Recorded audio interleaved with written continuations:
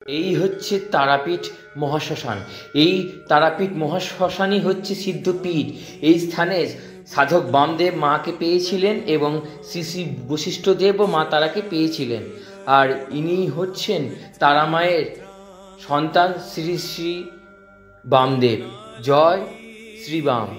আর এটি হচ্ছে বামদেবের সমাধিস্থল, অর্থাৎ এই স্থানে বামদেব স্বইচ্ছায় সমাধিস্থ হয়েছিলেন। এটাই আচ্ছা, এটাই কি মায়ের আদি মন্দির? এটাই মায়ের আসল। আচ্ছা আচ্ছা আচ্ছা, ওইটা বাবার সমাধি। এই স্থানে শ্রী বামদেব সিদ্ধিলাভ করছিলেন, অর্থাৎ মায়ের দর্শন পেয়েছিলেন। আর এই যে দেখছো সাধুরা বসে আছে, এইরকম তারাপীঠে অনেক সাধুরা কিন্তু তোমরা দেখতে পাবে। সবাই কিন্তু সত্যিকারের সাধু নয়, কিছু কিছু সাধু ভেলকি দেখিয়ে তোমাদের কাছ থেকে পয়সা নেওয়ার কিন্তু চেষ্টা করবে, অনেক রকমের চেষ্টা করবে, ভয় দেখাবে, ভেলকি দেখাবে।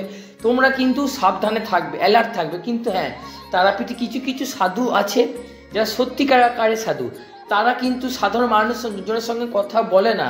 আর এই ধরনের সাধুরা এরা একদম শ্মশানের সামনে থাকে এবং কিছু ভুজুং ভাজুং দিয়ে মানুষের কাছে পয়সা নেয়। আর পঞ্চমুণ্ডির আসন, আমরা যে টিভি সিরিয়ালে যে দেখি যে বামদেব বসে আছে, ভক্তরা আসছে, যে আসনটি এটি হচ্ছে সেটি আসন, এই হচ্ছে পঞ্চমুণ্ডির আসন। পঞ্চমুণ্ডী আসন বা বামদেব আসন। তো তোমাদেরকে আগে একটা দেখেছিলাম বামদেবের সমাধির স্থানে, ওই স্থানে ছিল বশিষ্ঠদেব মাকে দেখা পেয়েছিলেন এবং শ্রী শ্রী বামদেবও মাকে দেখা পেয়েছিলেন, এবং এই স্থানেও কিন্তু উনি মাকে দেখা পেয়েছিলেন, কারণ এই স্থানে বসে দিনরাত উনি ধ্যান করেন, ভক্তরা আসে বাবার কাছে। আর আমরা সেটা টিভি সিরিয়ালও কিন্তু দেখতে পাই। এটি হচ্ছে কিন্তু সেই স্থান, এটি অতি দুর্লভ দর্শন। তোমরা যারা ভিডিওটি দেখছো প্রথম থেকে শেষ অবধি দেখো, পুরো ভিডিওতে আরও অনেক কিছু তোমাদেরকে দেখানোর আছে, জানানোর আছে, তাই তোমরা ভিডিওটি প্রথম থেকে শেষ অবধি মন দিয়ে কিন্তু দেখো। তোমরা যারা তারাপীঠে ঘুরতে যাচ্ছ এই ভিডিওটি দেখে অবশ্যই যেও।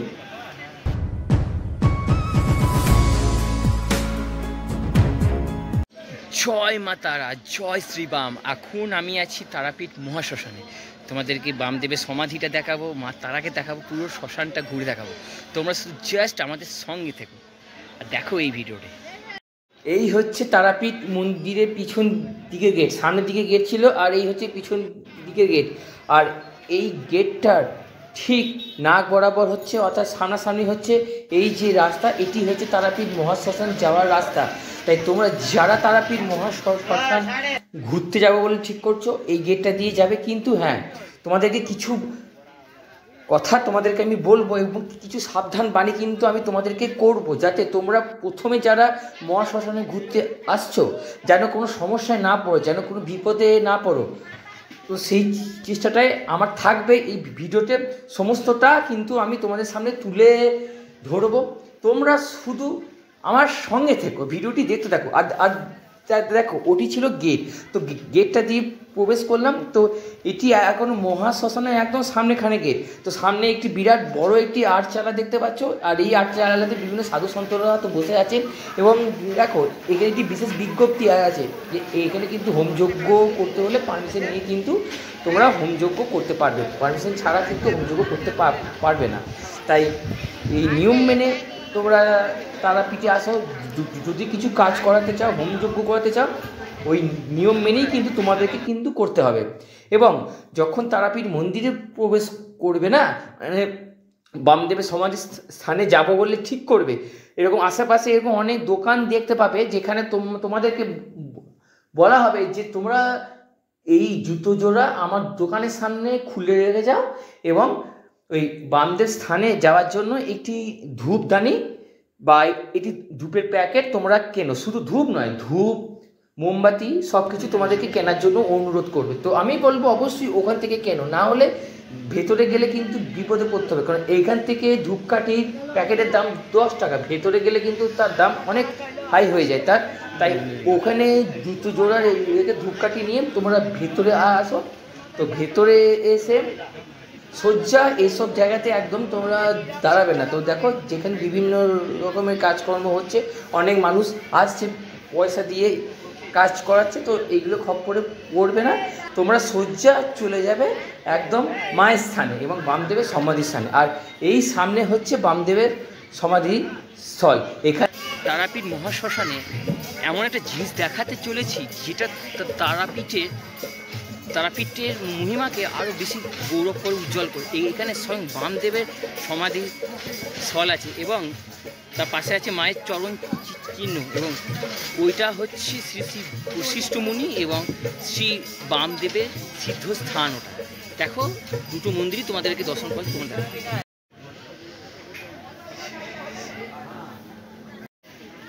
এইখানেই বামদেবকে সমাধি দেওয়া হয়েছিল না?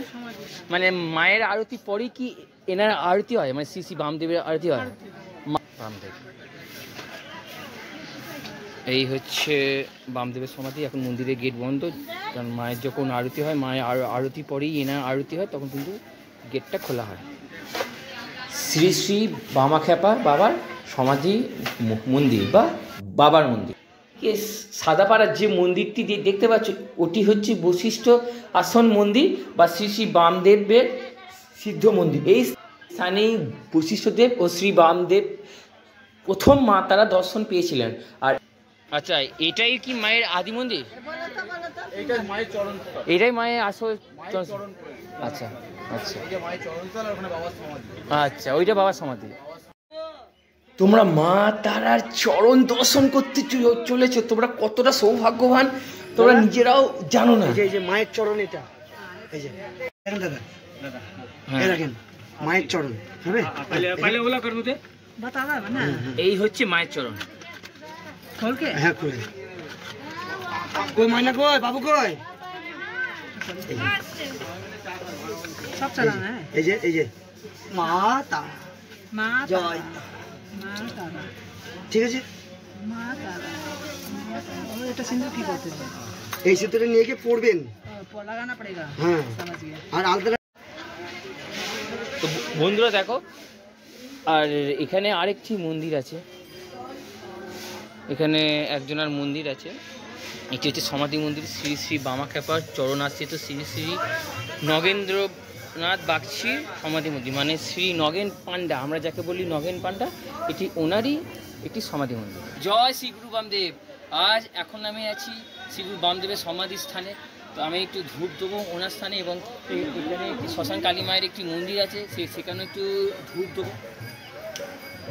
সত্যি এক পবিত্র স্থান, যেখানে মা তারা এবং বামদেব সঙ্গে বিরাজ করছেন, মা সন্তান একসঙ্গে এইখানে খেলা করছে। এইখানে অনেক ভক্তরাও আসছেন দিনরাত, মানে বামদেবের কাছে আসতেন। দেখো, ধূপটা ধরানো হলো বহু কষ্টে, কারণ বাইরে হাওয়া চলছে। আমার একটা বন্ধু সাজি হলো, পিছনে যে আছে সেই আমার বন্ধু, ও সাজি এটা ধরানো হলো। যাই হোক, গুরু বামদেবের সমাধিস্থলে একটু স্মরণ করে ওনার চরণে একটু ধূপ দিয়ে ওনাকে শ্রদ্ধাপূর্বক প্রণাম করলেন। এটা হচ্ছে দেখো বামদেবের মেন দরজা, এখন গেট বন্ধ আছে, ওই জন্য এখানে একটু ধূপও দিলাম। জয় বামদেব জয়। এখানে লেখা আছে তারাপদ ভট্টাচার্যের সমাধি মন্দির। এরপরে যাবো বামদেবের কাছে, বামদেব বা বামাখ্যাপা। ইনি হচ্ছেন তারাপীঠের ভৈরব বামদেব, ওনারই একটি রূপ। জয় বামদেবের জয় বামদেব। ইনি হচ্ছেন স্বয়ং শ্মশান কালীমা। ইনি হচ্ছেন শ্মশান কালীমা স্বয়ং। জয় শ্মশান কালী মায়ের জয়, জয় শ্মশান কালী মায়ের জয়। শ্মশান কালী মায়ের কাছে একটি ধূপ দিয়ে চরণে মাথা ঠেকিয়ে যা চাওয়া হয় মা কিন্তু সেটাই দেন। তো সেই জন্য আমিও সেটাই বললাম। তো তোমরা যারা আসবে তোমরাও কিন্তু শ্মশানকালী মায়ের কাছে কিন্তু চাইতে পারো। সামনে একটি মহাদেবের একটি স্থান আছে, তোমাদের বলে বাবা বিরাজ করতে থাকে। হর হর মহাদেব,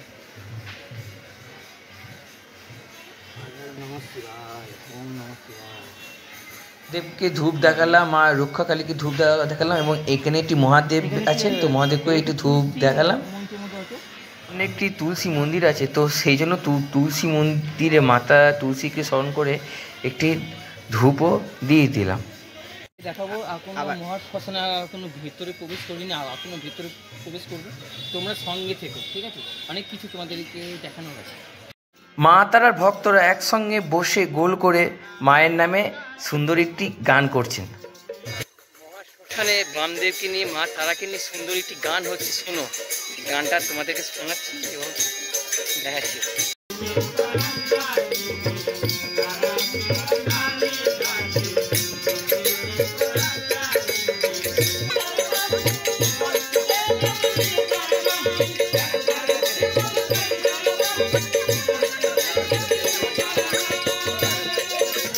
দেখো এখানে বৃষ্টি হয়েছে, বৃষ্টির জন্য অনেক জায়গায় জল জমে গেছে।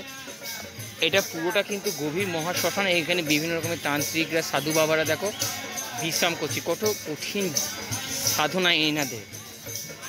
বন্ধুরা একটা কথা বলতেই হচ্ছে, মাকে পাওয়া, মায়ের সাধনা অতটা সোজা নয়। কঠোর কৃচ্ছ সাধন করতে, কঠোর সাধন করতে হয়। রোদ, ঝড়, জল, বৃষ্টির মধ্যে নিজেকে নিয়ে যেতে হয়, প্রমাণ করতে হয় যে হ্যাঁ আমি সত্যিকারের মায়ের বেটা। তবেই মা আসবে, সাধনায় সিদ্ধি লাভ হবে। এনাদের দেখে সত্যি মনে আরও জোশ বাজছে। মহাশ্মশানে ভণ্ড থেকে শুরু করে আসল সাধু, সমস্ত রকমের সাধু তান্ত্রিক আছে। তো তাদের মধ্যে একজনের কাছ থেকে জেনে নেবো যে ওনারা এই যে মহাশ্মশানে পড়ে আছে, কেন পড়ে আছে, কি তাদের উদ্দেশ্য। তো বলছি, তোমরা এই তারাপীঠ মহাশ্মশানে মানে কত বছর ধরে আছো? 17 বছর হলো। মানে তোমরা এখানে কি মানে কোনো তন্ত্রক্রিয়ার দ্বারা কোনো মানুষের উপকার কি তোমরা করো নাকি? আচ্ছা, মানে তোমরা সাধনা করছো যাতে সিদ্ধি লাভ হয়, মাকে পাও তোমরা। তা কত বছর ধরে আছো? 17 বছর ধরে সাধনা করছো মায়ের। এখনো মা যেদিন চাইবে সেদিনই হবে, সবই মায়ের ইচ্ছা। 17 বছর ধরে এখানে যেসব তান্ত্রিকেরা আছে, ওনারা কেউ 10 বছর, কেউ 17 বছর ধরে মায়ের সাধনা করছে সিদ্ধি লাভের জন্য। কতটা কষ্টে আছে এনাদেরকে দেখলে সেটা বোঝা যায়। সত্যি মাকে পাওয়ার জন্য কিছু কিছু মায়ের ভক্তরা একদম মানে পাগল হয়ে যায়। সত্যি এতটা কষ্ট করলেই হয়তো মাকে পাওয়া সম্ভব, তাই না? অন্তরে শুদ্ধ ভক্তি আর মায়ের সাধনা।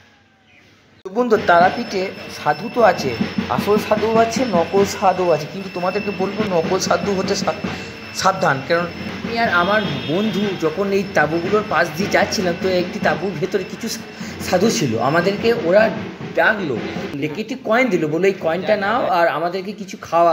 এবার কি খাওয়াতে বলছে তোমরা এবার সেটা বুঝতে পারছো। এবং পয়সাও দাবি করেছিল, আমরা কিন্তু সেটা দিইনি। তাই তোমাদেরকে বলছি, তোমরা যারা আসবে কিন্তু খুব সাবধান। আমি তোমাদেরকে সাবধান করে দিলাম, এরপর বাকিটা তোমাদের উপরে। বন্ধুরা, এই স্থানটি হচ্ছে বামদেবের সাধনা স্থল। এইখানে সাধনা করে শ্রী বামদেব মাকে পেয়েছিলেন, মা তারাকে পেয়েছিলেন। এবং তোমরা যারা বিভিন্ন সমস্যায় ভুগছো, এখানে তোমরা বাঁচা বাঁধতে পারো। শ্রী বামদেবকে স্মরণ করে একটি মোমবাতি এবং কিছু ধূপ দিয়ে 3 পা ঘুরে ওই সুতোটা বামদেবের কাছে, মা তারার কাছে, মহাদেবের কাছে স্মরণ করে 3 পা ঘুরে এইখানে তোমরা বাঁধবে। তাহলে তোমাদের মনস্কামনা পূর্ণ হবে। এবং যখন পূর্ণ হবে তখন সেই সময় এসে এটাকে খুলে দিলেও হবে। আর তোমার কাছে জিজ্ঞেস করা ছিল, এখানে আগে মানে মায়ের পুজো হয়, তারপরে বামদেবের পুজো হয়, তো এখানে কি ঘটনা আছে? ঘটনা বাবা, আমরা যা দেখি শুনেছি তাই তো দেখি। হ্যাঁ, এখানে তখন বামদেব সাধনা করে একশো বইয়ে, হ্যাঁ বলুন, মতন বয়স করলো। বলো। হ্যাঁ, তখন তো মা চরণে মন করো, মায়ের মা তো তখন মন্দিরে থাকতো না। হ্যাঁ, তো তারা মাকে তো বামদেব জিজ্ঞেস হলো যে তারা মার জায়গা 3 জায়গা, কাশি হইতে নিয়ে গেছে তারা মাকে, ট্রেনে হইতে বামদেব ওই পাহাড়ে আগে রেখেছে। ওই পাহাড়ে রাখার পরে ওই যে মায়ের চরণ ওখানে রেখেছিল। জলে ডোবার পরে পান্ডারা নিয়ে ওই মন্দিরে রেখেছে। মন্দিরে রাখার পরে তারপর এখন এই জয়দত্ত সাধু ছেলেকে ওই ঠিক নৌকা, 7 নৌকা ধুন, তারপরে জয়গাতে ছেলেকে সাপে খেলিয়ে কাকে খেয়েছে? আচ্ছা আচ্ছা আচ্ছা। ছেলেকে সাপে খেলিয়ে সাপে খাওয়ার পরে বাবা বামদেব বাঁচালি দিবিসকুন্ডিকে। আচ্ছা, তখন বামদেবী স্বপ্ন দিলে বাবাকে, আচ্ছা আমি তো কেউ আমার পূজা আচার হয় না, পূজা আচার ব্যবস্থা করে না, জয়গাত পূজার ব্যবস্থা করছে, তোর ছেলেকে নিয়ে বাড়িতে। আচ্ছা আচ্ছা। ওই জয়গাত সাধুই আর বামদেবের আগে পুজো হবে, তারপর তার আমার ভোগ। আচ্ছা, উনি বলে? হ্যাঁ, ওই সাধু বাবা। সাধু বাবা ওখানে মন্দির ছিল ওইখানে। হ্যাঁ, একদম ওই ভিতরে। হ্যাঁ, একদম। হ্যাঁ, জয় মা। তখনকার সময়ে এরকম কিন্তু রাস্তা ছিল না, পুরো মাটির রাস্তা, ভয়ঙ্কর ছিল সেই শ্মশান, ভূত পেতে ভর্তি ছিল শ্মশান। বর্তমানে এখন তাও মোটামুটি ভালো আছে অবস্থা। দিনের বেলা এসছি তাও কেমন একটু হালকা হালকা গা ছমছমে ভাব, কিন্তু সেরকম নেই। আগে যেমন মহাশ্মশান আসলে যেমন একটা ভয়ের ব্যাপার ছিল, এখন কিন্তু সেরকমটা নেই, অনেকটা উন্নত হয়েছে। কেন সময়ের সাথে সাথে সব কিছুতে পরিবর্তন হয়, ওই জন্য এখানেও পরিবর্তন হয়েছে। আর তোমাদেরকে বলছি, তোমরা যারা শ্মশানে আসবে, এখানে অনেক সাধু সন্তরা আছে, আসলেও আছে, নকলও আছে, ভেগদায়। তোমাদেরকে ভুজুম ভাজুম দেবে, বোঝাবে, এবং পয়সা চাইবে, মদের জন্য পয়সা চাইবে, একদম কিন্তু ওদের খপ্পরে কিন্তু তোমরা পড়বে না। তোমাদেরকে আমি বারবার বলছি, আসো, ঘোরো, নিজেদের মতো করে ঘোরো, ঠিক আছে? এবং মায়ের স্থানে দাও, যদি কিছু দান করতে হয় মায়ের স্থানে দাও, অন্য কোথাও বাকি আদার্সে কোথাও দিও না, এটাই বলবো। দেখো, এই হচ্ছে শীত দ্বারকা নদী, আমরা ওইখানে যাব। এখন নদীতে অনেকটাই আছে জল, তো তোমাদেরকে দেখাবো সেই জল। এই সেই পবিত্র দ্বারকা নদী, এই দ্বারকা নদীতেই শ্রী বামদেব স্নান করতেন। এমনকি ওনার যে প্রিয় পাণ্ডা ছিলেন শ্রী নগেন পাণ্ডা, উনিও কিন্তু এখানে স্নান করতেন। বর্তমানে দেখো এই দ্বারকা নদী বর্ষার জলে কতটা পুষ্ট হয়েছে, কানায় কানায় জল, তো সামনে প্রচণ্ড সিঁড়ি পাচ্ছে সিঁড়িগুলিতে, তাই আর সামনে গেলাম না, এখান থেকেই তোমাদেরকে দেখে দিলাম। আর তোমরা যখন নিজেরা আসবে, তখন তো তোমরা নিজেদের চোখেই এই নদীকে তোমরা দর্শন করতে পারবে। আর এই ভিডিওটি তোমাদের কেমন লাগছে আমাকে কমেন্ট সেকশনে জানাও। তোমাদের যদি ভালো লেগে থাকে একটা লাইক, কমেন্ট এবং সাবস্ক্রাইব করে আমার পাশে থেকো, তাহলে এই ভিডিওটি করা আমার সার্থক হবে। তোমাদের সঙ্গে দেখা হচ্ছে আমার পরবর্তী ভিডিওতে। বন্ধুরা, টাটা।